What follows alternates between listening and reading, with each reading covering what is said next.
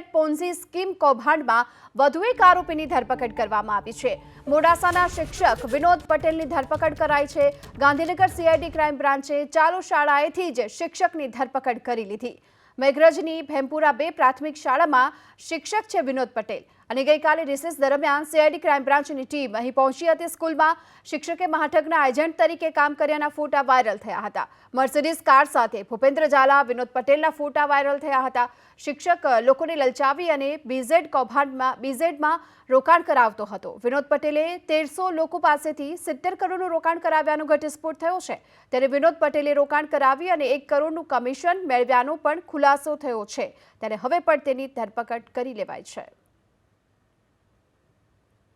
हमने बीजेड के केस में लगातार हम जो एजेंट्स हैं उनकी हम जो है पूछताछ और उनका रोल हम क्लियर करने की कोशिश कर रहे हैं।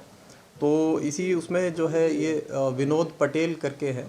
तो ये विनोद पटेल जो है ये मोडासा में के हैं और ये जो प्राथमिक शाला है उसमें शिक्षक हैं।